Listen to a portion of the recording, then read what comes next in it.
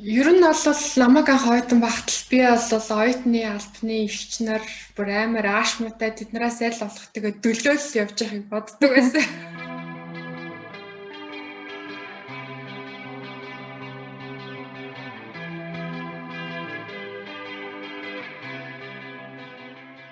За сайн байцгаана уу? Spotted podcast-ийнхаа 2 дугаар үйлрэл тавтай морил. За нилээдгүй урт хугацааны дараа шинэ үйлрэлээрээ эргээд уулзж байгаадаа таатай байна. Ингээд Маргалгаа бит хоёр эхний дугаарын зочноороо Монгол Германы ашигт малтмал технологийн сургуулийн сургалт оюутны асуудал хариуцсан албаны даргаан үүрэг гүйцэтгэгч мөн багш Нэмд Алмыг урьж оролцуулж байна. За танд энэ өдрийн мэндийг хүргэе. Бас урилгыг хүлээн авсанд баярлалаа. Сайн байна уу? Тэгээд та хоёрт ч гэсэн энэ өдрийн мэндийг хүргэе. Тэгээд ямар ч гэсэн season 2-ын хамгийн анхны эпизодод оролцож байгаадаа маш их баяртай байна. 12 сард ямар ч гэсэн эхлэх гэж байгаа гэд нэг пол явж исэн тий. Тэрэн дээр би яг за хэнийг урьж оролцуулах вэ? Ямар асуулт асуух вэ гэд бодож исэн боловч тэгээд тэрүүгөө ороод мартчихж. Тэгээд харин мэйл ирэхэд амар гайхсан. Бас амар гоё байсан. Бидний урилгыг хүлээж авсанд баярлалаа. Тэгээд жоохон айгу формалны явагдаад ах шиг нэгнээсээ. Тэгэхээр жагаал юу юм шиг. Ерөнхийдөө тийм чөлөөтэй хамаагүй байдаг. Тэгэхээр active first-ийн дарга гэдэг утгаараа биш, арай нөгөө багш сурагч гэдгээрээ ярилцвал илүү сонирхолтой байх болоо гэж бодож юм. Бид хоёрын зүгээс таас адилхан бодолтой байгаа. Багш сурагч гэхлээр ч бас ингээд нэг barrier байчих юм шүү. Тэгэхээр зүгээр л нэг найзууд тоорно. Тэгэл яриач тий. Бид хоёр болохоор Нэмд Олон багшид 2 сэдв санал болгосон байгаа. Энэ талаар ярих уу. Тэгээд эхнийх нь болохоор угаасаа хамгийн гол асуудал оюутнууд ч гэсэн сонирхолтой шимэгдүү яг бид нар ингээл оюутан болон сургалтын алба хоёрын дунд байнгын нэг тийм төрчлөлтөө ч юм уу үйл ажиллагаацлал ингээд үүсч явж идэв штэ. Тэгэл нэг бол оюутнуудын зөв юм шиг, нэг бол active person зөв юм шиг. Тэгээд оюутнууд бол ингээд хувьдаа ингээд өөрсдийн гэсэн нэг үзэл бодолтой байгаа. Одоо team алдаатай байдаг, ийм айтайхан сул давуу талтай байдаг гэж боддог бол нөгөө талаараа active first яг оюутнууд ямар санагддаг одоо яг хөвчлэн ямар асуудал их гарч ирдэг үү? Тэгээ тэрийг хэрхэн шийддэг бол тийм тэр талаар ярил. За ер нь бол намайг анх оюутан багтал би бол оюутны албаны эгч нар бүр амар аашмуутай тэднээс аль болох тэгээ дөлөөл явж байгааг боддог байсан. Аль болох тэр эгч нартай харьцахгүй. За тэр эгч нараас ингээд тойрч явж байгаа л нэг зөнгөөрөө л төгсч явахыг одоо ирмэлцдэг байсан. Тэр ч утгаараа нэг асуудал гаргахгүй. Тэгэл төгссөн. Яг өөрөө ингээд сургалтын албанд орсон чинь за оюутан болон сургалтын албанд хоёр нэг тийм зөрчилдөөн байдаг. За зөрчилдөөн ч яах вэ те? Угаасаа оюутнууд мэдэхгүй юм асууж орж ирнэ. Бид нар тэрэн дээр нь тайлбар өгнө. За ер нь бол оюутны албаны зүгээс одоо тухайн оюутанд яаж тэр асуудал дээр нь ханддаг вэ гэдэг нь угаасаа та хоёр ч гэсэн мэдж байгаа. Манай одоо сургалт шалгалтын журам, элсэлтийн журам, за тэгээд тэтгэлгийн журам одоо бүх сургалтын албанд албаны явуулж байгаа бүх үйл ажиллагаа бол тэгээ журмаараа зохицуулагдаад өгсөн байдаг. Ер нь бол аль болох тэр журмын хүрээнд дөрмийн дагуу оюутнуудын асуудлыг бол шийдэж өгөхийг боддог. За үнэхээр бол бүх асуудлыг бол одоо дөрмөлцсөн, журмалцсан юм гэж бол хаагаах уу. За тэрийг бодвол яг одоо сургалтын албаны дарга за эсвэл оюутны сургалт хариуцсан дээд захирал за эсвэл бол одоо нөгөө шалгалтын комиссийн дарга за эсэлтийн комиссийн дарга одоо тэтгэлгийн комиссийн дарга дээр тухайн асуудалд одоо хариуцлагатайгаар одоо ханддаг хүмүүстэй ярьж л тухайн асуудлыг бол шийддэг. Оюутнууд бол тэгж орж ирдэг. Би ч бас нөгөө багшаахтаа би чинь анх нөгөө багшаар орж ирж байсан шүү дээ. Тэгэнгүүт бас нөгөө багшаахад асуудал гарч ирэн тэгэнгүүт сургалтын албалуу би чинь ингээл айгуу сүртэй орно шүү дээ. Тим ч юм болохгүй, нэм ч юм болохгүй. Энийг нэг ингээд өгчихэд яах вэ? Тэгээд өгчихэд яах вэ? Тэгээд юуны зүгээс тэгээд л яг ингээд өөрөө сургалтын албанд ороод яг энэ бүх асуудал одоо ингээд өөрийн толгойдоор буугаад өөрөө шийдэх болоод ирэхэд чинь яг л дүрм журмын дагуу тэр дүрм журмын дагуу одоо тухайн асуудлыг шийдэхэд цаг хугацаа хэрэгтэй. Яг тэрнийхээ дагуу л зохицуулын сүртэй штэ нэг ийм асуудлыг гэр шийдээд өгчихгүй. Тэр чинь яг өмнөдөө болдог юм. дүрмийн дагуу, журмын дагуу хүрээнд нь бол аль болох оюутнуудад туслаад асуудал нь шийдэж өгөхийг л ирэмбэлцдэг шүү дээ. Тэгээд чадж байгаа мөгөө сайн мэдэхгүй. Тэгэл заримын хувьд ч бол тэгэл хичээ багшаа. Тэгэл заримын хувьд тэгэл яг нэг миний төсөөлөл сургалтын албаны хичээл болсон юм шиг санагдав. Ер нь ингээд багш нар тэгээд оюутнууд гэдэг ер нь анги 5 курсын оюутнууд ингээд ангироос ингээд янз янз имэйл ирнэ шүү дээ. Active-ийн ер нь өдөрт ойролцоогоор хэдэн мэйл ирдэг бол амар хэрдэг үү? Амар их хэрнэ шүү дээ. За ялангуяа одоо улирлын шалгалт болон улирал эхлэхтэй үеэр бол айгүй их мэйл ирдэг. За тэгэл зарим үед бол үндсэн ажиллагаа хийлж чадахгүй бол тэгэл мэйлэнд хариулт өгсөөр байгаа л таардаг шүү дээ. За заримдаа өмнөхөр бол тэр оюутны одоо жишээлбэл хичээлийн хуваар хийгээд нэг ихний драфтыг явууллаа гэдэг юм. Би ингээл амхандаа л ингээл хичээлийн хувааруудаа ингээл хараад тэр хичээлийн хуваар зохион гэдэг чинь бүр тийм замаар юм шилээ. Би бол яг ингээд бүх ажлуудаа хоош нь тавиад хичээлийн хуваар гаргахад бол дор хаяж 2-7 хоногийг зарцуулдаг байхгүй. За тэгээд ямар ч хэсэн одоо оюутны тоо хэсэгтэй холбоотой за ингээд сонгон судалж байгаа хичээлүүдийн аль болох бүх оюутнуудад алтай таатай нөхцөлөөр тавиад өгчээ. За тэгэнгүүт одоо нөгөө хичээлч багш чинь бас нэг хичээл заахаас гэхэд нэлээд хідэн хичээл зааж байгаа бас багш нар гарч ирж байгаа тий. Тэр болгоны ингээд цаг бодлогоныг тооцоолол аль нь Excel дээр нэг тейбл гаргаж байгаа л хийгээл явах. Ямар ч нэг алдаа бол зайшгүй гаргацсан байдаг байхгүй. Тэгээд эхний байдлаар явуулангууд багш нараас тэр ингэчиж тэр тэгчиж гэл мэйлүүдээр нь тэрний талаараа энэ тим юм байна, ийм юм гэл засаал явна. За тэгээд одоо бол яг эхлээд 8 сард ажил аваад 9 сард би хичээлийн хуваар гаргаж байхад бол маш их имэйл ирдэг. Тэр олгоныг тэгэл яхахын тулд зүгээр нэг өөрийнхөөгаар бичиж болохгүй. Заавалжгүй тэр нөгөө регуляшныг харна. Тэрний дагуу оюутнууд тийм өчртэй шүү, ийм өчртэй шүү. За багш тэгж шүү, багш ингэж шүү. Бид нар ингээд л мэлчдэг. За тэгэл хичээлийн хуваар явуулаад хичээл нэг 2-7 хоногт мэйл гайг болох юм бол за ямар ч гэсэн асуудалгүй яваад байгаа юм байна гэж тайвширдаг шүү дээ. За тэгээд final шалгалтын 7 хоног гэхлээр чинь би юун дээр ямар шалгалттай бол тий. Оюутнууд өөрөө бас айгүй хинэггүй байдаг байхгүй. Сургалтын албал одоо хүн болгонлоо бичээл чи ийм шалгалттай юм шүү, тийм шалгалттай юм шүү, чи тийм шалгалтын дээр үнсэн юм ба шүү дээ. Одоо чи ингэж ретек өгөх юм шүү нэг тийм юугаар яваад идэг. Одоо ингээд за яг бид нар бол оюутны тоо бол нэг 100 дотор байхад ялвал энэ бол асуудал. Одоо бол оюутны тоо 200 гарчлаа. Тэр болгон оюутнуудад ингээд очиод яагаад ах ямар ч боломжгүй. Зарим нэг оюутнуудын хандлага сургалтын албал одоо миний сургалттай холбоотой бүх юмыг зохицуулж өгнө. Харин би бол сураал явж гэнэ гэж ойлгодог байхгүй. Тэр бол үгүй. Оюутан өөрөө бас хариуцлагыг хүлээх хэрэгтэй. За тавигдсан хуваар дээр би чинь ямар хичээлээр яагаад очлоо? Энэ хичээлийн шалгалтын хуваар яаж тавигдсан байна? За зарим систем бид нар бол системээс одоо дахин шалгалттай хүүхдүүдийн нэрсийг шүүж гаргадаг. За тэр систем бас олоогаараа зарим нэг хүүхдүүдийн нэрийг одоо гаргаж ирэхгүй тохиолдол байна. Тэгэнгүүт тэр ганцхан тэр шалгалт дээр тухайн хүүхэд одоо шалгалттай байгаа тэр шалгалт одоо тухайн хүүхдийн нэр системээр гарч ирээгүй бол бас тухайн шалгалтын хуваарт ороогүй байлаа шүү дээ. Тэгэнгүүт орхигдчих тохиолдолд оюутнууд за энэ шалгалтын дээр ретек авахгүй байна гэдэг орхичдаг байхгүй юу? Тийм учраас өөрсдийнхөө хувьд жоохон хариуцлагатай өөрийнхөө төлөө биднээс асуух байхгүй юу? Би бол тийм хичээл дээр ретектэй гэвч одоо энэ ретек дахин шалгалтын хуваар дээр тавигдааг байх юм. Энэ асуудлыг нэг тодруулаад өгч болох уу гэдэг юмгод бид нар чинь бас өөрсдөө юун дээр алдсан систем юуг биднэрт алдаатай мэдээлэл өгсөн дээр бид нар өөрсдөө gas апдейт болоод болон цааш явах хэрэгтэй. Тэгээ аль талдаа л хариуцлагатай байх хэрэгтэй. За ер нь энийг далимдуулаад хэлээ гэснийг хэлээд тэгээ асуусан Аха гэтээ яг ингээд бидний ингээд харж байгааг нөгөө өөр талаас ингээд хэлэхээр сонирхолтой юм ингээд бид нар л ингээд нэг мэйл явуулаад идэг. Гэтээ яг нөгөө талд ингээд Active First дээр яг өдөрт хэдэн мянган мэйлээр алинд нь ингээд хариулж чаддаг ямар ачаалтай гэдгийг бид нараас төсөөлж чадахгүй л байдаг байх та. Аха. Тийм тэгэл бид нар чинь гуруулаа ажилдаг. За тэгэл би бол ерөнхийд нь нөгөө нэг миний доор оюутныгоо маргалт хоёр ажиллаж байгаа юм байна. Тэр хоёрлоо.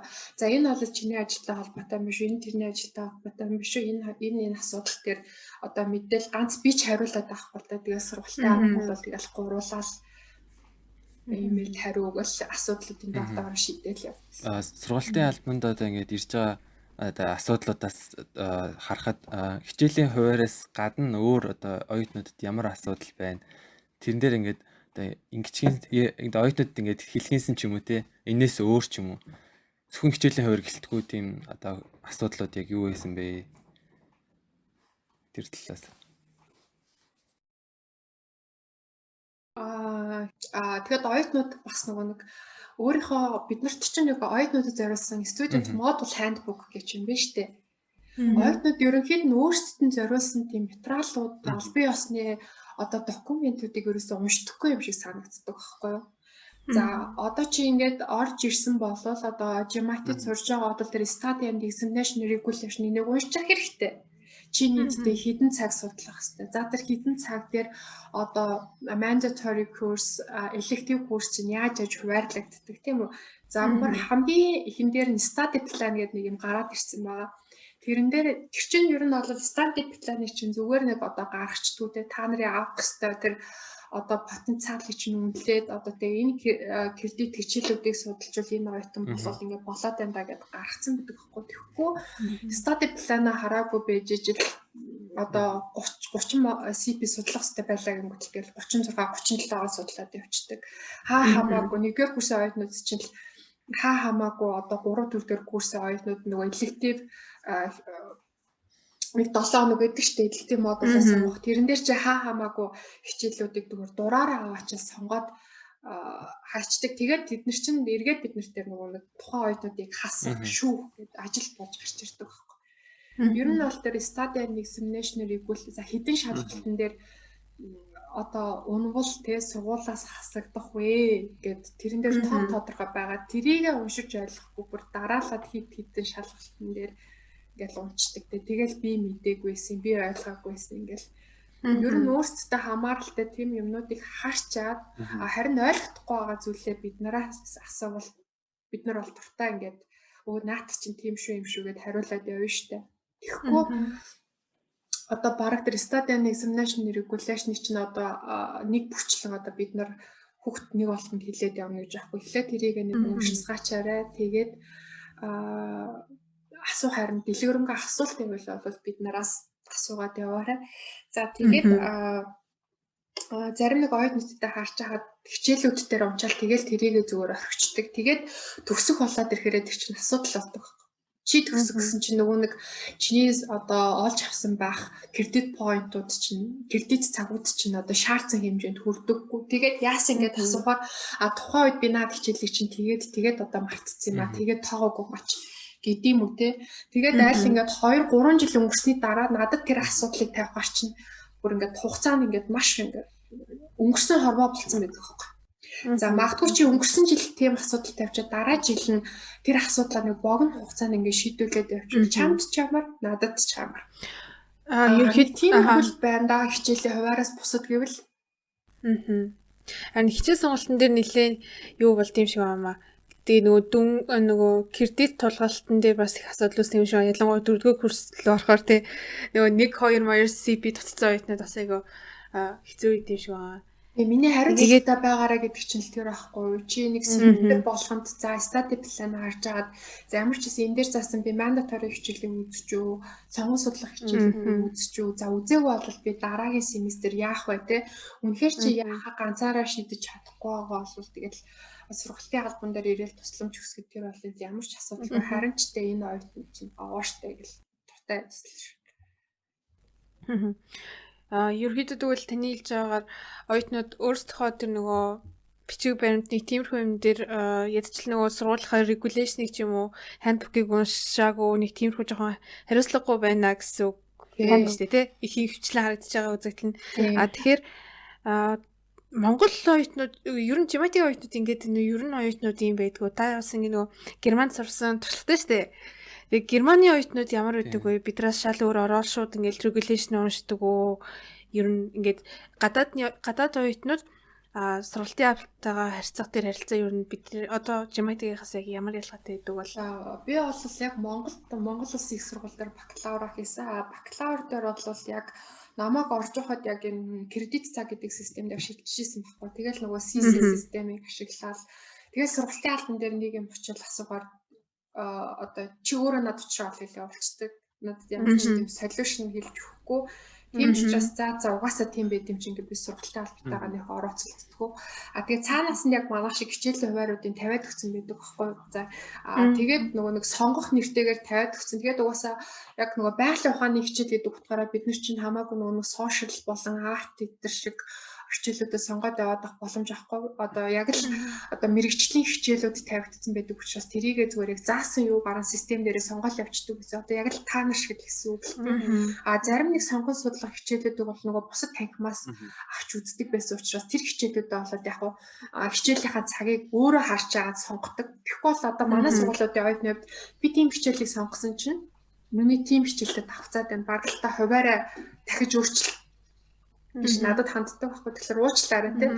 Нэг хүүхдийн хуваар би тэр хуваарыг чинь зохиохдоо одоо нийт хүүхдүүдийн цагийг харж иж тавьж байгаа. Нэг хүүхдийнхээ биш. Тийм учраас бол тэрэн дээр би бол өгүүлсэн хариултыг өгдөг. Мистер бол бас яг мэрэгжлийн хичээлүүдэд тавьж өгсөн цагийн хуваарийн дагуу сонгочоод харин бусад департаментуудаас авах хичээлийг бол яг өөрийнхөө цагийн хуваарь сонгож би тохируулдаг байсан байхгүй юу?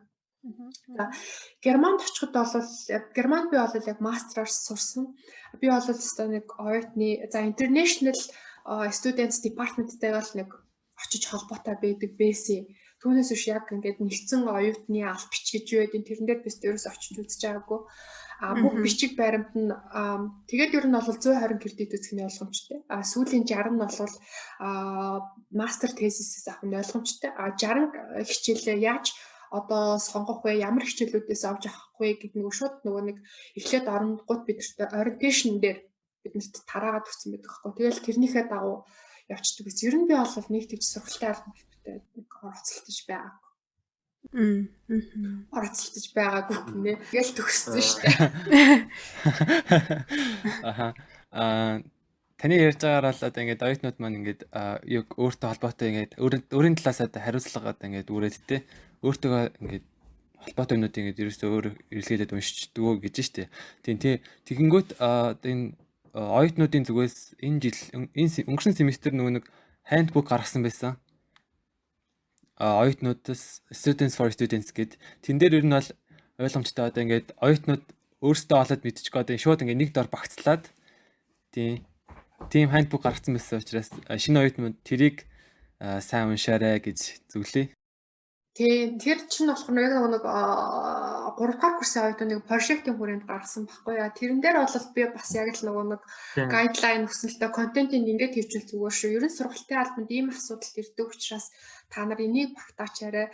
За тэгээд бүх хүний өмнөөс та нар бүгдийг хийх асуу тийм үү. Ерөнхийд нэг 2 3 гол зүйлийг bullet point-ээр гаргачаал та нар тэр regulation байгаа линкийн зөвшөөрөлд тавьж тэрэн дээр дараад бас өөртөө ороод уншигдээ. Өөрөөсөө төлөө нэг жоохон цаг гаргачих яах вэ?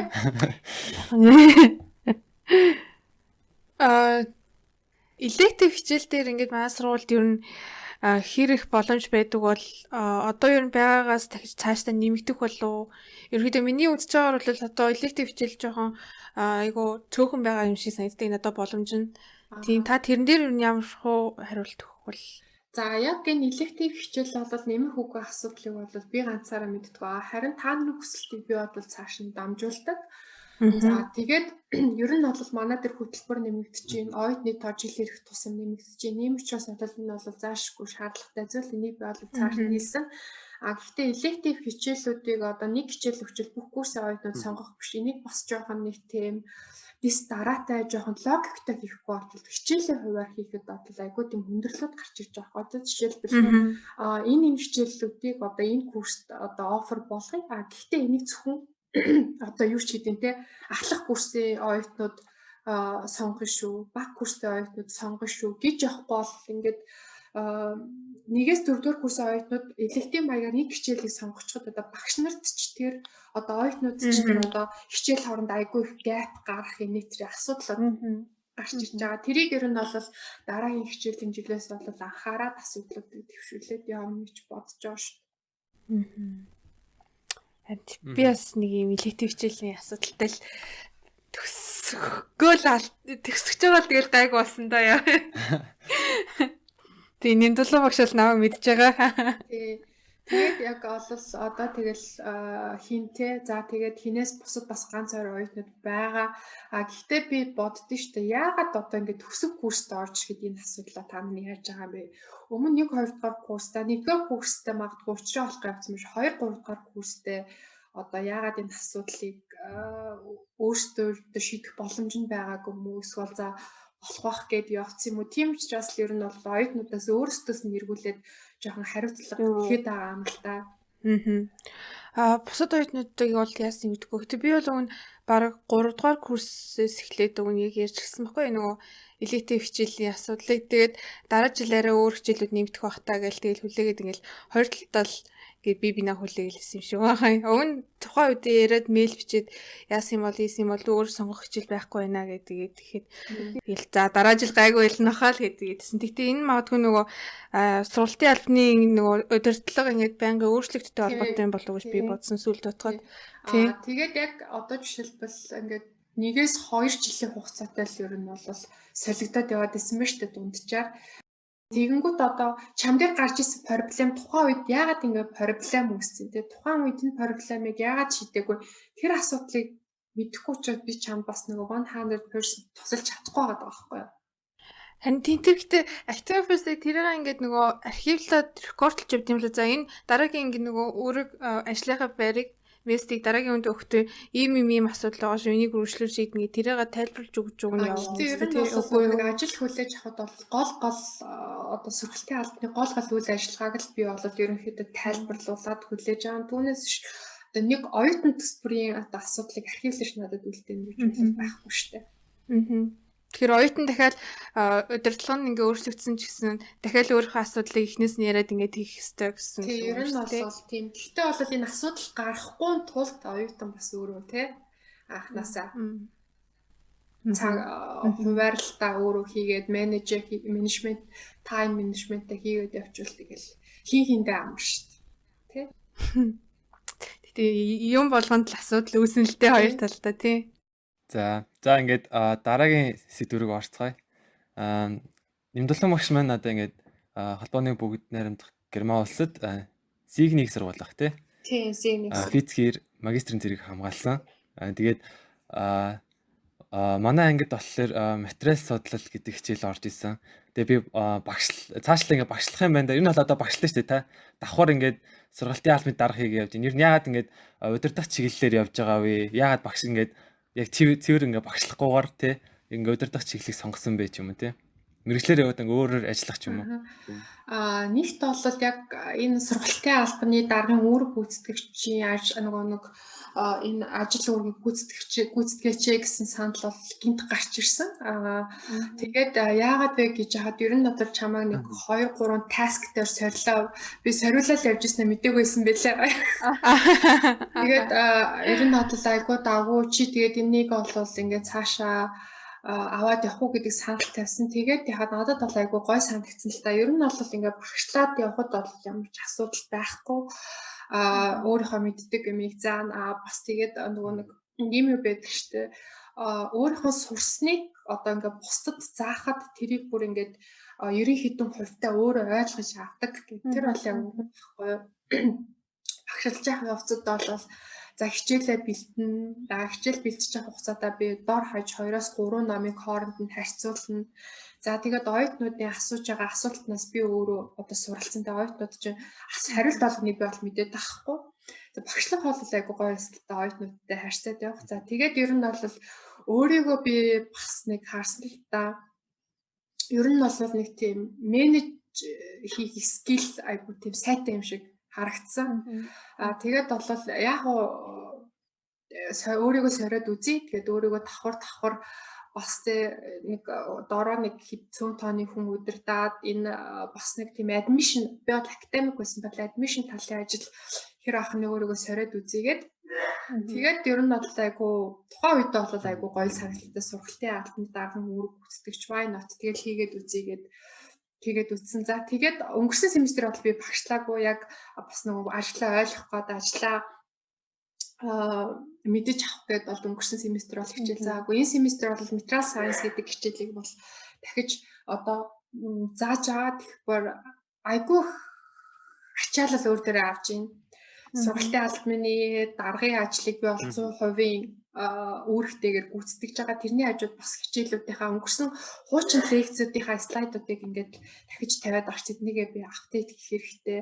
Хичээлээ бэлдэнэ. Одоо би чинь нэг лекц 2 семинар орж явж байгаа байхгүй. Тэгээд 7 хоногт 3 пар хичээлийг ингээд ажлын хажуугаар аваад яаж яхад нөгөө ковид гарсан амар тийм чаленжтэй жилээ. Өмнө ингээл тагмаар уулзаа явж исэн бол би ингээл мэйл бичээл ингээл ойтныг болгонтэй ингээд суугаад байхгүй тий. Окей, хичээлийнхаа завсарлагаар орж ирэл 5 минут битээр ярилцчихлаа. 2 3 мэйл бичгээс илүү ингээд information conversation ингээд хоорондоо солилцож байгаа байхгүй. Тэгээд ингээл бас хажууд нь ингээл онлайн уулзалт бүр ингээд амар их онлайн уулзалт мэйл бичих, мэйл шалгах бүр амар цаг авдаг. Тэгэл одоо энэ ковидтэй ч холбоотой яамнаас тиймч мэдээлэл хэрэгтэй, иймч мэдээлэл хэрэгтэй. За тэгэл оюутнууд онлайн хичээлдээ орж ирэхгүй бол чи минь яч уу, тэр минь яч уу, юу болохгүй, яасан болохгүй. Их цаг ирэх үлгүй те. Тэгвэр болохгүй. Тахимаар орно гэдэг сураг дуудлал хамгийн их баярладаг хүн л баг би ах шүү. Амьд харилцаа гэдэг хүн чинь угаасаа тэгээ нөгөө social animal гэдэг чинь бүр амар баталгатай л байна л та. Тэгэл одоо гэртээ ингээд ажиллаа хийгээл сууж болж л байгаа юм л да. Гэтэл гэр гэдэг чинь нэг цаанаасаа л нэг тийм комфорт тухтай байдаг ш тий. Та тэгэхээр ерөөдөө багшлагаас илүү танд ингээд яг менеж хийгээд ингэж явах нь танд илүү зөгж байгаа гэсэн үг үү? Тэгээ зөгж байгаа нь жоохон илүү тийм сонирхолтой өөрийгөө өөртөө дөрж чаленж хийж байгаа. Магадгүй яг ингээд сургалтын үйл ажиллагаа чи ямар процессор яаж явдیں۔ Тэгээд энэ бүхнийг мэдэхгүй байхад сургалтын албастай юу ч хийдэг байсан. Тэгээд бараг л стандарт завтай гарууд тэгээд бид нэр стандарт хичээл заагаад ядар чинь тэд нэр завтай гэх тийм биш юм лээ. Аха, харин тийм л хаалта. Юм болгоо ингээд цаана ямар нэг ажлыг өөрөө хийгээд нэтрээд ирэхээр л тий мэрэгжил болгон хэцүү те. Чи дуучин юм чинь юунда ядартын те дуулаас боллоо шүү дээ. Тийм биш л аахгүй юу? Тий. Аха. Тийм шүү. Тийм шүү. Би мэднэ нааш. Нямтлуугаас ингээд нөгөө юу цаашдаа ер нь өөрийгөө яг яаж харж байгаа вэ? Ирээдүйдээ оройн хэдэн жилдээ 5 жилдээ ингэж сургалтын албаар ажиллах уу? Албаны дараагаар ажиллах уу? Эсвэл арай өөрөөр карьераа өөрөөр өөрчилж үзэх болов ер нь? Ер нь бол цаашид яах нь бол одоо энэ 6-7 сардлыг тодорхойлогдох байх та гэхгүй. Тийм үү. Сургалтын албаны дараагаар явах уу, цаашид яг багшаар явах уу, тэгээ цаашид яг юу хийх вэ? Ер нь бол би яг төгсөж ирчээд 2 жилд өнгөрчин JMIT-д ороод би ч яг 19 оны 2 сард яг хаврын семестрээс эхэлж орж исэн байхгүй юу? Тэгээд ямар ч байсан Германаас ирэхдээ болол за 2-3 жил ямар ч байсан ажил хийгээд үзье. Тэрнээс цаашаа дахиад яхаа тодорхойлъё. Тэгээд бас одоо зөвхөн миний онцлог юм уу? Яг манай одоо millennials-аас хоошо generation Z гэлтэй явчихлаа хэл та. Яг нэг биднээс ажиглагддаг юм одоо нэг юм хийх одоо максимум хугацаа нь ерөөсөл 3-аас 5 жилээр тодорхойлогдсон шүү дээ. Аха. Тэгээ нэг юм хийгээд 3-аас 5 жил яагаад одоо юмнаас амархан уйддаг ч гэх юм уу? Одоо юу гэх юм? Амархан уйддаг гэвэл болохгүй л ахал та одоо тийм curious тэ үргэлжлэний ирэл хийлдэг гэх юм уу те? Тий, одоо тэгэл нэг юмдаа ингээл гаршаал ирчихэр чинь цаашаа ямар нэг юм хиймээр санагдаал те. Зүгээр нэг ингээл амрах сухаарч ерөөсөө л нэг юмнаас одоо магадгүй нэг social influence гэдэг нь ингээд би тий одоо social influencer-ууд би нэг тэднэрт attention өгдөггүй маа гээд өөрөө бодсон боловч ингээд цаагаараа ингээд тэр influence гэдэг юм чи юм уу ингээл Facebook орно, Instagram орно ингээл үеийн хүүхдүүд чинь ингээл ахад одоо яадаг ч юм уу тийм. Гэтэ ер нь бол цаашаа сургалтын албаны дараагаараа явах уу, үгүй юу гэдэг нь бол яг хийж бол мэдэхгүй л байна. Та сайн нэг удаарсан шүү дээ. Доод үеийн нэг generation Z мэд гээд тэгээ танд ер нь ингээд яг ялгаа нь харагддаг уу? Generation Z болон millennials аха. Хамгийн тод жишээ нь яаж харагдах вэ? Айгуу тийм одоо selfish гэдэг чинь юу гэдэг лээ. Амиа бодсон гэхээр тийм арич муухай Тий. Хувиа бол аль талаараа л хичээж байгаа юм л өөрийгөө хөгжүүлээд бусдыг ингээ хоошин тавьчих чинь тий. Энэ бол нэг тийм муу тал биш.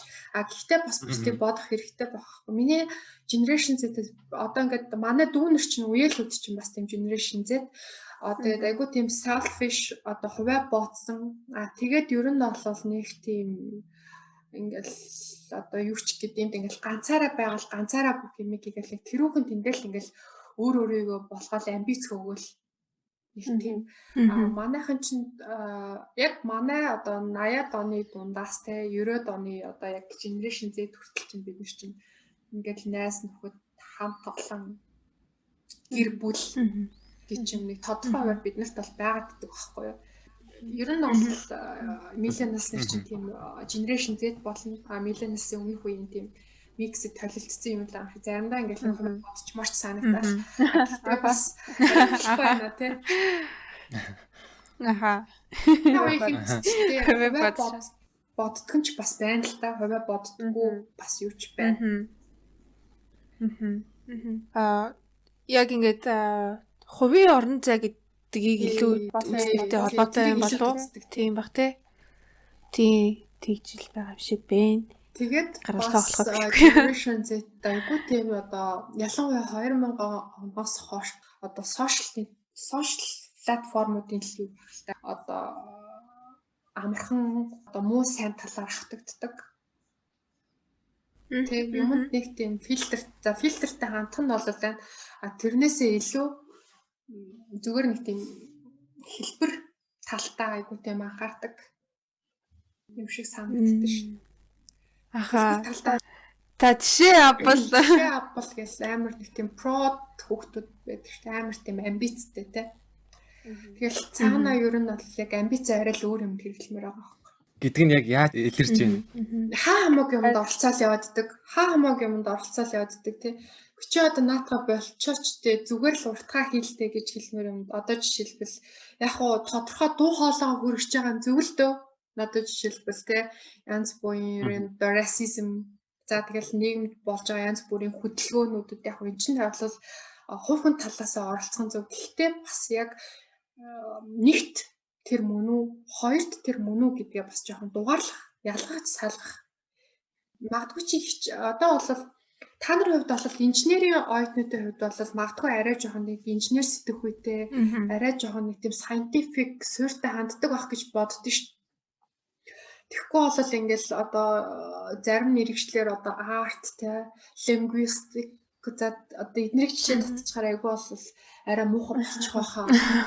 Зүгээр л айгүй ингээл бүх юмыг ингээл хамарч аваал те тэднээс яг аль нь нэгтийн 2-ын 3-ын одоо тодорхойлж чадахгүй. Угаасаа л бид нар чинь угаасаа сурах нас те 10 жил байхдаа бол би амар тэгж одоо урлаг спорт яасан ийсэн гэл бүр ингээл амар юмд оролцдог байсан байхгүй. За оюутан болж ирээд бол сарцсангүй гайгүй өөрийгөө жоохон дарж тоглосон. Тэгээд угаасаа биднэрт угаасаа сурах нас гэж байгаа.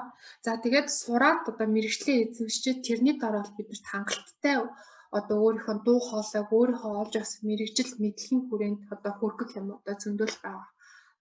гэж боддоо шүү дээ. Одоо ч тэгэл харж л байна л да. Нэг талаараа тийм баг. Гэтэ миний бодлоор бол ерөөдөө яг хичээлтэй анхаарахгүй шал өөр юм хийгээд байгаа нь ерөөдөө generation Z-ийн нэг онцлог гэж одоо та хэлсэн шүү дээ. Тэгээ хамгийн айгүй олон юм ингэж одоо сатаардаг айгүй олон юм ингэж өөрийгөө сорихыг тэр нь бол би бол буруу гэж байгаа юм биш. Гэхдээ тэрнийхээ тэр энергийнхаа хэдэн хувийг сурлах та. Хэдэн хувийг тэр одоо экстра хичээлээс гадуурх одоо активийн үйл ажиллагаанд зориулах бай гэдгээ л өөрөөсөө нэг ярьчлаагүй зүгээр л. Гэхдээ тэгэл ялгаж чадахгүй л дээ. Яг тэр үед бол миний өөрийн хийж байгаа бол надтай л зөв. Тэгээ угаасаа нөгөө хичээлээс гадуурх үйл ажиллагаагаар хүн нөгөө яг хичээлээс олж авахгүй мэдлэгүүдийг олж авах боломжтой гэж бол би боддог л одоо soft skill ч юм уу те. Багаар удирч ажиллах. Тэднийг ашиглаад нөгөө хүн үндсэн инженерийн хичээлийг ч юм уу ойлгох гэж тэдний төхөө болдог болов. ядчил нөгөө ажил дээр гараад иймэрхүү soft skill-үүд нь хэрэг болдог байх гэж Тийм, бодоод тийм. байгаа шүү дээ. Тэрнээс гадна тэгэл одоо чи чинь зөвхөн хичээлээ хийж байхад бол ингээл их сургуулийн хүүхдтэй л найзууд. За тэрнээс гадуур одоо үйл ажиллагаанд оролцлоо гэж тэгэнгүүт чи янз бүрийн сургуулиудын networking тэр бол тэрэн дээр бол би буруу гэж байгаа юм шиг. Гэхдээ жоохон юутай л хандаасаа гэж үздэг байхгүй юу? Тэрийг бол ерөөсөө networking гэж байна. За тэгээд явлын янзын хүүхдүүдтэй уулзаад тэднээс олон янзын мэдээлэл авч солилцсон гэдэг чинь бас айгүй сайн л да. Тэр бол аавчтай зүйл. Зүгээр л нэг энийг одоо тэгээд тэгж буруу зүйл гэх юм чи хайшин. Алинд нь хэдэн хувийг хандуулах уу? Алинд нь 80%, алинд нь 20% хандуулах уу гэдгийг л хүн өөрөд тэгээд бас яг сүүлийн үед бол миний тэр зөв тэр буруу гэд би өөрийнхөө зүгээс одоо бусад хүнийг одоо тодорхойлж хэлэх юм ч одоо бас хайшинтэй биш тийм биш байхгүй юу? За ингээд миний насны үед надад миний ах эгчтэй хэлжсэн бол тэ зүгээр өөрөө өөрийгөө л хичээ, би өөрөө өөрийгөө хичээ. Би бол ингээд нэг тэгж яг хэлсэн ярьсан юмыг бол тусгаж аавна. Гэхдээ бол 100% тэрийг бол би хэрэгжүүлнэ гэдэг чинь би чинь бас өөрөө индивидуал шүү дээ. Тэгэхээр бас бол яг тийм биш. Тэгээд ер нь бол тэг хүн асуухад та тэрийг зөв гэж боддгоо, та тэрийг буруу гэж боддгоо гэдэг асуулт надад хамгийн хэцүү хүнд асуулт. Би бол аль нь зөв аль нь буруу болов ерөөсөө бол тодорхойлж чадахгүй. Тэ? Зарим дүүнер тэгдэг байхгүй. Та миний оронд байсан бол яах вэ? Би чиний оронд хизэж байж чадахгүй юм чинь би чиний оронд байсан бол гэж одоо хариулаад яах вэ? Зүгээр л тухайн момент дээр л зүгээр л хөндлөнгөөс хараад үзвэл энэ нь дээр юм шүү, тэр нь дээр юм шүү. Чи өөрөө харин юу гэж бодож байгаа юм гэж яриулж агаад тэндээс бит хоёр нэг тийм solution бол тэр нь хамаагүй дээр баг. GMIT-дэд ингээд одоо удирдах албаны хүний нүднээс харахад GMIT-ийн оюутнууд болон бусад сургуулийн оюутнуудын тийм нэг тийм ялгаа гэх юм уу? Тэг яг ингээ англи дээр явдаг юм уу? Тэр хичээл талаасаа биш нэг тийм нэг өөр талаасаа тийм ялгаа хэр байдаг вэ? Одоо жишээлбэл налаахтад ингээ кампуст ингээ тусдаа ингээ хотоос зайдуу ингээ байж байгаа штэ. Тэгэл үйл ажиллагаа зохиосон ч тэр хүн тэндээ юм болсон ч тэр хүн тэндээ ээждэг болохоор ингээд ялагдах онцлог шин чанар яг юу вэ? Таны нүдээс харахад би бол яг энэ дотор харин бүх юмас аллагдсан гэдгийг ерөөсөө нэг тийм муудлаар нь бол хүлээж авдаггүй штэ. Ер нь бол ялгаатай зүйл гэдэг юм бол хамгийн анх GMIT-д би 2014 онд орж ирж исэн баггүй. Тэгээд дараа нь дахиад завсарлага аваад 2019 онд орж ирж хахад миний одоо намайг ингээд оюутан болж орж ирж хахад GMIT одоо нэгдэж авахгүй яасан болтол та нарт айгүй бол бус сургуулиудаас ялгагдах зүйл гэдэг юм уу айгүй олон тийм боломж л бед хүртээмжтэй тийш хүртээмжтэй боломж байдаг байхгүй юу. Тэрийг ашиглаж чадвал тэр бол одоо бусад оюутнуудын ялгагдах зүйл. За тэгээ кампуст очиод ингээд хоорондоо үйл ажиллагаагаа зохиогоод ингээд кампуст амьдрал энэ бол та нарын айгүй том давуу тал. Учир нь хэрвээ оюутан та гэртээ байвал те ахуйн ажил гэдэг чинь ингээд мэддэхгүй шиг айгүй их цаг авдаг байхгүй. Жишээлбэл те за би айл явхан хүүхэд гэдэг одоо үүргээ ухамсарлаад те за би ядчил аав ээжигээ арслаас нь ирэхэд орой хоолнд хийгээд тавьчих юмсан. За орой хоолнд хийнэ, бэлтгэнэ, иднэ, доор хаяж цаг 30 минут тийм үү. Гайгүйхан шиг амттай болтол. За тэгээд одоо аяг тэрний дараа аяг шанаг тоогоо шингаа угаана цаг 30 минут. Ингээд доор хаяж ингээ 2 цаг гэр орноо цэгцлэх гээл зүгээр ингээд нэг ахуйн чанартай одоо ажилч нь амар их цаг авдаг гэсэн гэлээ. Би бол тэрийг бол яг мэдчихэж байгаа байхгүй. Монгол тахта би бол яг тэгдэг тийм л оюутан байсан. Гадаадд очиод ингээд зөвхөн өөрөө амьдраад өөрийгөө болгоод за тэгээ өдөр хоол хийнэ байна уу? Тадлитээ өөрийнхөө хотоодыг л болгоод явж ивэл тэгээд ахын чанартай зүйлс чинь айгүй их цаг мэдлэггүй хүн айгүй их цаг авдаг. Тийм учраас та нарт ингээд очиод кампуст байрлах гэдэг чинь та нарт тэр гэр орон яаж байгаа зөрөөс санаа зовх юм алга. Зөвхөн би яаж хөгжүүлэх вэ? Сургууль дээр ямар үйл ажиллагаа зохиох вэ? За тэгээ бүр цаг нь илүүтэй гардаг бол хинтээ яаж баг болоод компьютер тоглох вэ? Тийм л ч байна. Аха. Тэгээ энэ бол энэ том давуу тал гэж үздэг шүү дээ. Тийм.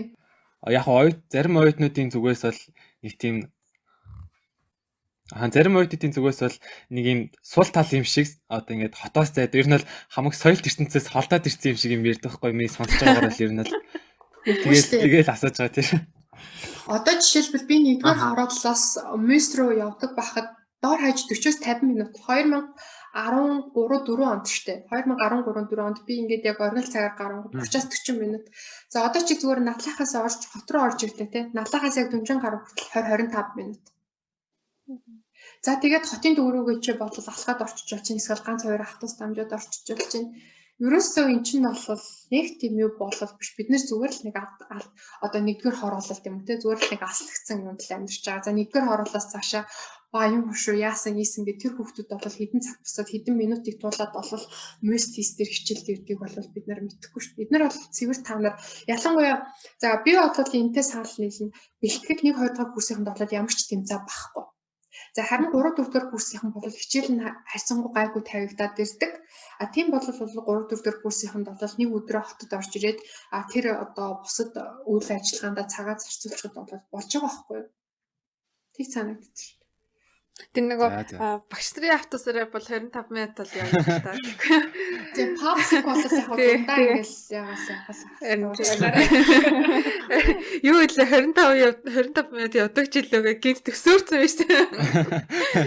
Ахаа таараа тийм. Анх нөгөө 2014 онд GMIT-д орж ирсэн гэсэн чинь тэгэхэд та яг багшаар орж ирсэн үү яг ямар хөө юугаар орж ирсэн? Би яг нөгөө нэг лаборатори хим физикийн лабораторийг хариуцсан ажилтан гэж лаборатори ассистент гэж орж ирсэн.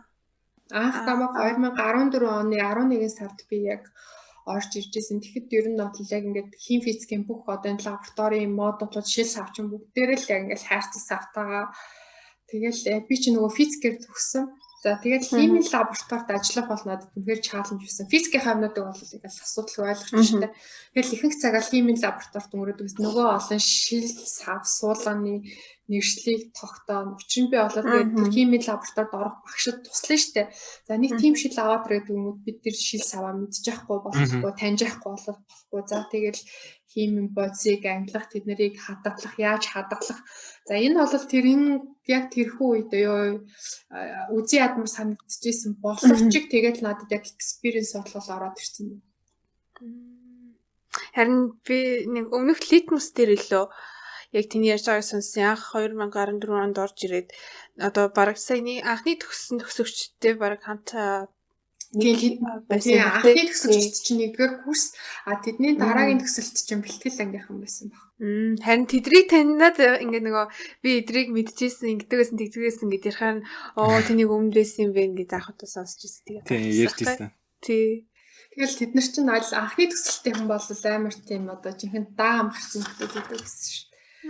Орж иржэл одоо нэг та нар баг мэдж байгаа даа нэрс энэ хэлээд чтэй автай тэгэл ячил миний дөө те хичээл одоо баг л тэгж явал ингэж явал наад ажиллаа тэгч. Аха. Ер нь одоо болоход амар тийм гоё тийм story. Анх тэгвэл 2014 онд очсон сэтгэл дараа нь ингээд Герман яваад 2019 онд ороод ирэхэд сургууль ер нь хэр өөрчлөгдсөн байсан бэ?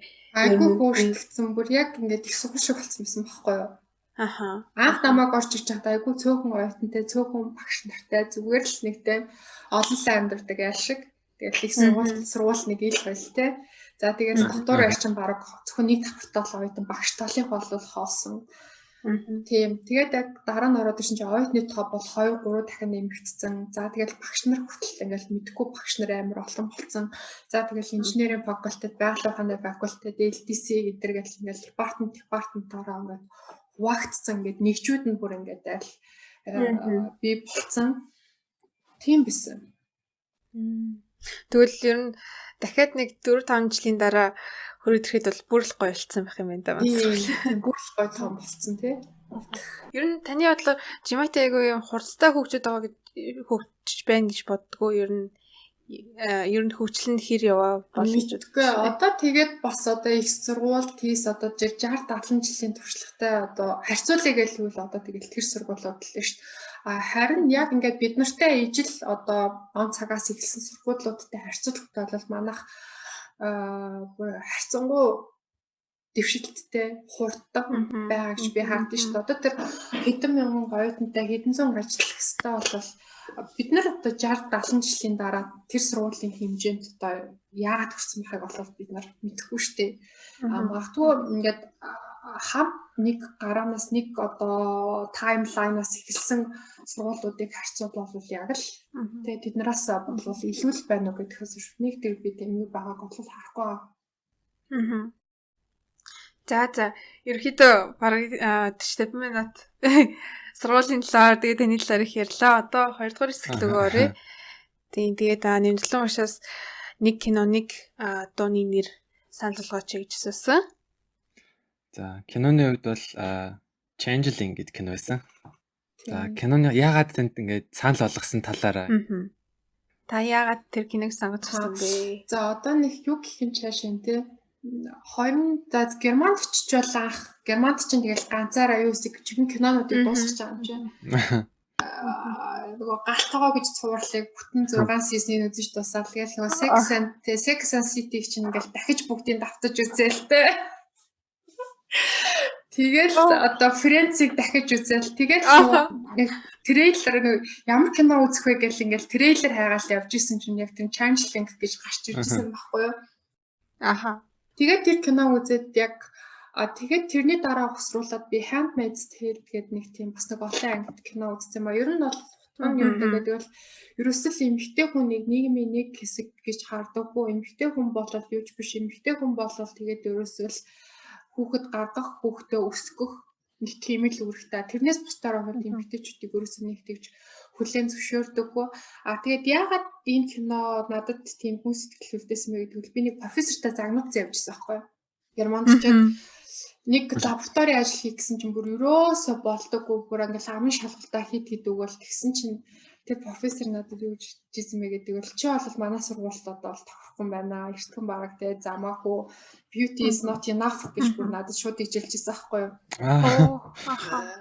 яг тэрний дараа бол тэр киног үзчихэд надад магадгүй яг тэр нь гүн сэтгэл төрүүлсэн баха. Тэгээд яг тэр кинонд чинь гардаг шүү дээ. Эмэгтэй хүн ингээл юу ч хэлээд энэ тэрийг болов та тэгээ юмны чинээ бүр тоохгүй. Тэгээ бүр ингээд сүултээ тоглоом тохуу хийж байгаа юм шиг шал өөр эмэгтэй хүүхэд хоёрыг тэ бараг жүжигчсэн тийм тоглолт тавиад тий сэтгүүлчдийг цуглуулснаа за одоо тэгээ одоо бараг юу гэж байгаа. Тэр Анжелина Жолигийн тоглосон хамгийн нэг тийм шал өөр өнцгөр нь харуулсан кино баха.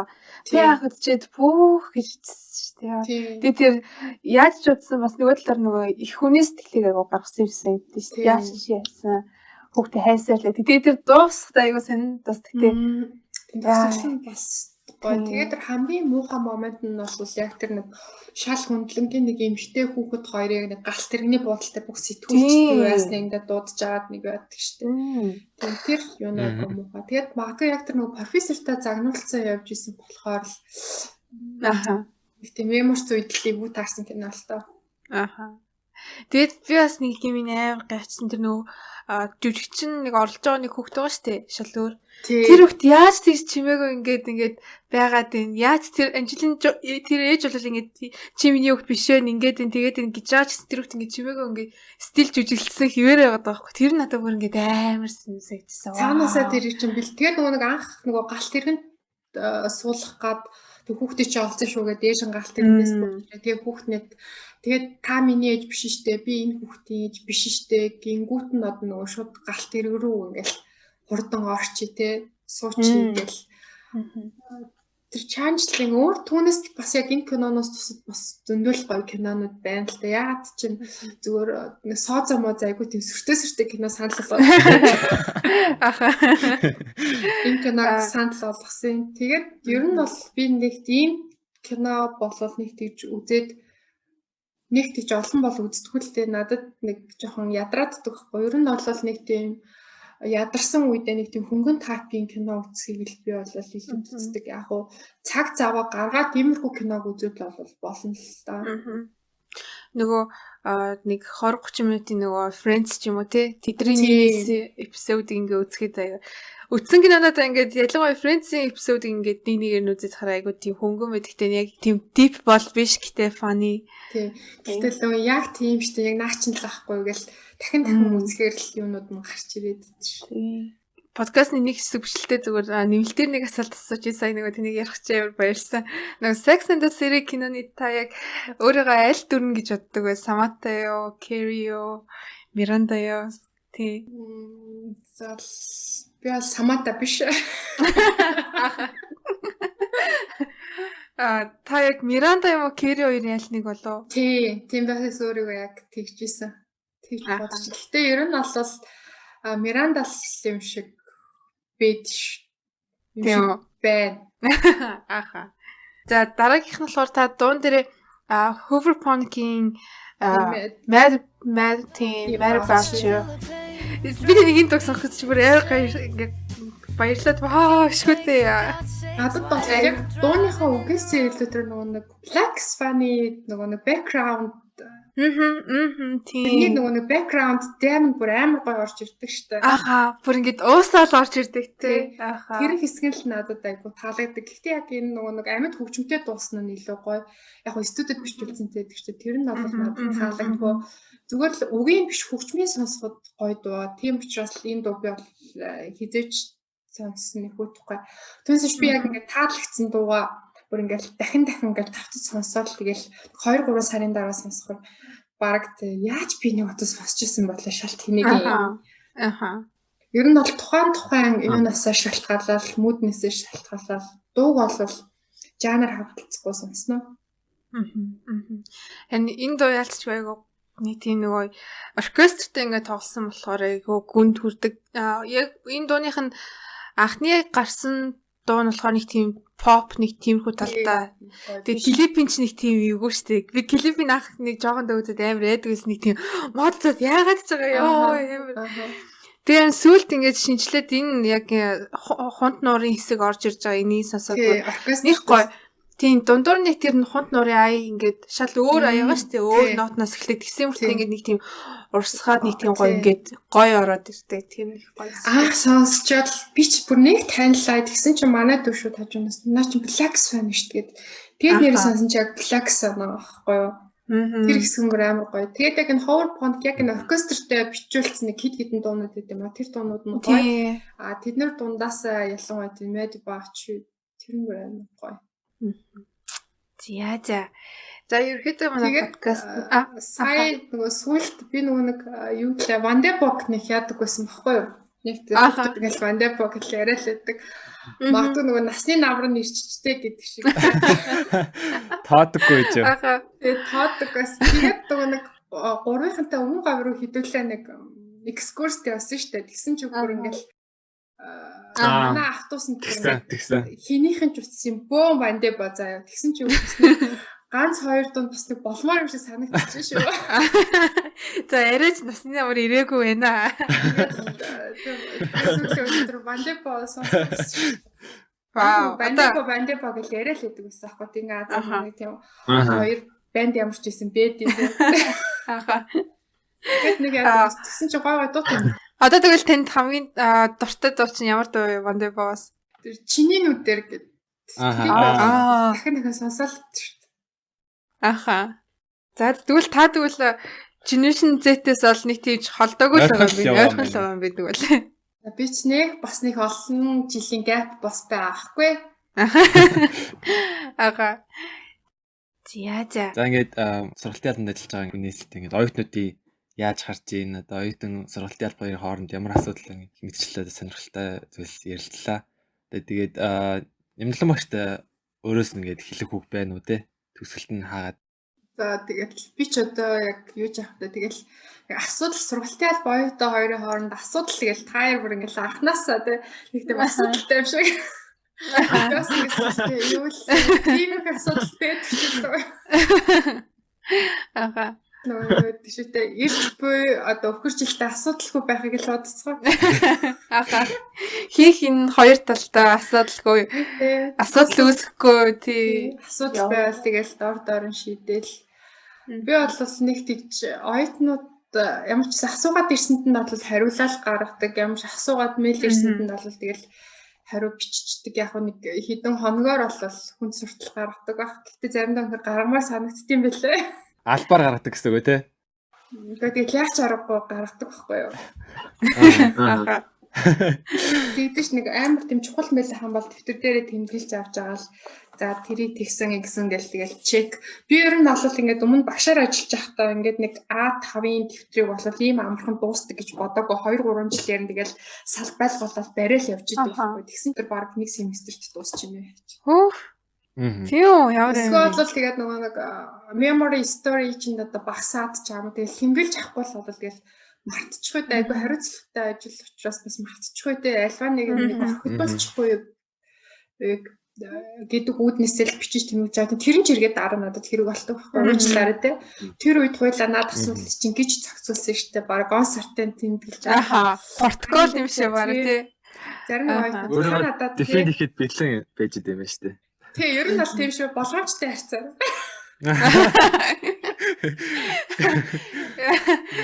Хар дэвтэр гэдэг шиг л байж идэм шүү. Байшааланд нь хэрэгтэй л үү те. За. За тэгээд бит хоёрын урилгыг хүлээж авсанд баярлалаа. Тэгээд их асуудал гэдгийг хоёр талаас нь олж харж чадсан байх. Сурагч Active First гэдэг хоёр талаас манай сонсогчид тэгээд дараагийн дугаараар уулзцгаая. Тэгээд нэг тулан багш баярлалаа. Баяртай. Баяртай.